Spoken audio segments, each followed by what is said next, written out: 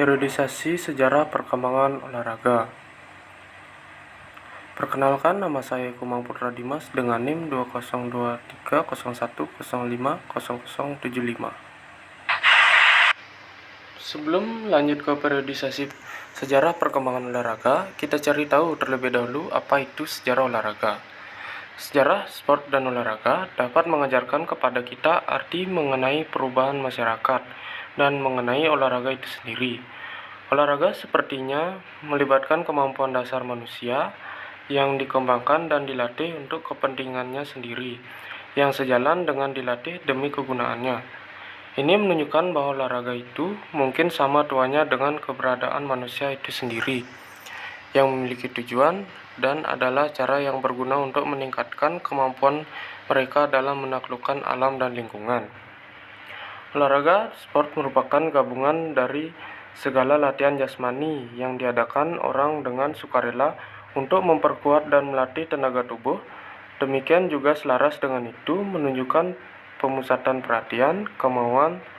Namun, jika kita melihat lebih ke belakang lagi, kata sport atau olahraga tidak pernah lepas dari beberapa faktor berikut. 1. Zaman prasejarah. 2. Zaman Yunani kuno. 3. Zaman Mesir kuno. 4. Zaman Cina kuno. 5. Zaman Sokratik. 6. Zaman abad ke-8. 7. Zaman Renaissance. 8. Zaman modern. Kita lanjut dengan yang pertama, zaman prasejarah. Olahraga telah menjadi bagian dari kehidupan manusia sejak zaman prasejarah. Orang-orang purba sering berpartisipasi dalam aktivitas fisik untuk bertahan hidup dan mempertahankan diri dari ancaman predator dan kekurangan makanan.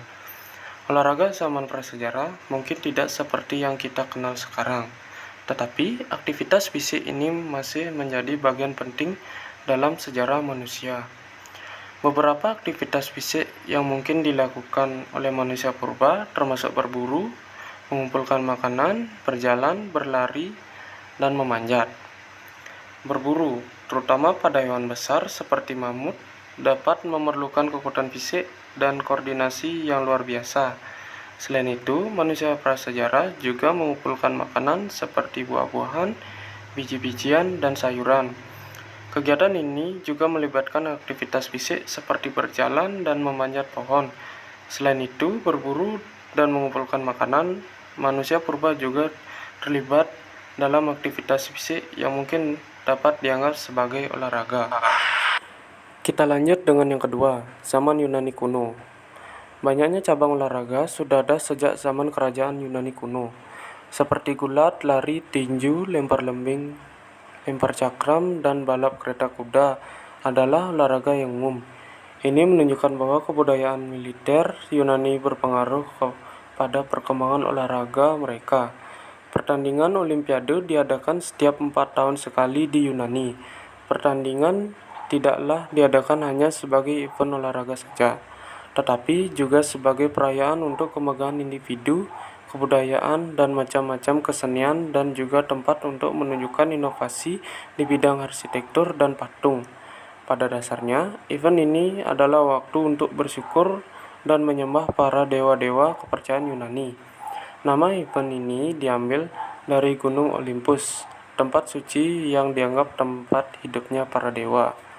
Gencatan senjata dinyatakan selama pertandingan Olimpiade, seperti aksi militer dan eksekusi untuk publik ditangguhkan. Ini dilakukan agar orang-orang dapat merayakan dengan damai dan berkompetisi dalam suasana yang berbudaya dan saling menghargai. Kita lanjut dengan yang ketiga, zaman Mesir kuno. Monumen untuk Faro menunjukkan bahwa beberapa cabang olahraga diperhatikan perkembangannya dan dipertandingkan secara berkala beberapa ribu tahun yang lampau, termasuk renang dan memancing. Ini tidaklah mengejutkan mengingat pentingnya Sungai Nil bagi kehidupan orang Mesir. Olahraga lain termasuk lempar lembing, loncat tinggi, dan gulat. Lagi pula, keberadaan olahraga yang populer menunjukkan kedekatan dengan kegiatan non-olahraga sehari-hari. Kita lanjut dengan yang keempat. Menurut sejarah Cina kuno, terdapat artefak dan Bangunan-bangunan yang menunjukkan bahwa orang Cina berhubungan dengan kegiatan yang kita definisikan sebagai olahraga di awal tahun 4000 sebelum Masehi. Awal dan perkembangan dari kegiatan olahraga di Cina sepertinya berhubungan dekat dengan produksi, kerja, perang, dan hiburan pada waktu itu. Senam sepertinya merupakan olahraga yang populer di Cina zaman dulu. Tentunya sekarang juga, seperti keahlian orang Cina dalam akrobat yang terkenal secara internasional. Cina memiliki museum Beijing yang didedikasikan untuk subjek-subjek tentang olahraga di Cina dan sejarahnya. Selanjutnya, zaman Sokrates. Pada zaman ini, manusia mencari keselarasan jiwa dan fisik. Olahraga tidak semata untuk kekuatan fisik belaka, namun sebagai sarana untuk mencari harmoni dan keselarasan hidup. Selanjutnya, zaman abad ke-8. Dalam abad pertengahan, pendidikan sangat dipengaruhi oleh cita-cita hidup kaum gereja. Hidup ini dipandang sebagai persiapan untuk menjadi warga kerajaan Tuhan. Sehingga pada abad ini terdapat dua aliran yang saling mempengaruhi, yaitu kaum gereja dan kaum ksatria. Namun kedua aliran tersebut mempunyai persamaan, yaitu hidup didasarkan atas religius, atau juga bisa disebut ketuhanan. Selanjutnya, zaman Renaissance. Kembalinya dominasi akal budi, kebenaran bukan lagi hanya disandarkan pada wahyu, tetapi pada manusia. Kehidupan dunia menjadi suatu hal yang berharga dan penting untuk dinikmati, dan juga mendambakan keselarasan jiwa dan tubuh. Selanjutnya, zaman modern. Olahraga modern dimulai dari olahraga beregu di kebudayaan barat. Olahraga individu seperti gulat dan panahan sudah dipraktikkan di seluruh dunia, tetapi tradisi olahraga beregu berasal dari Eropa, khususnya Inggris.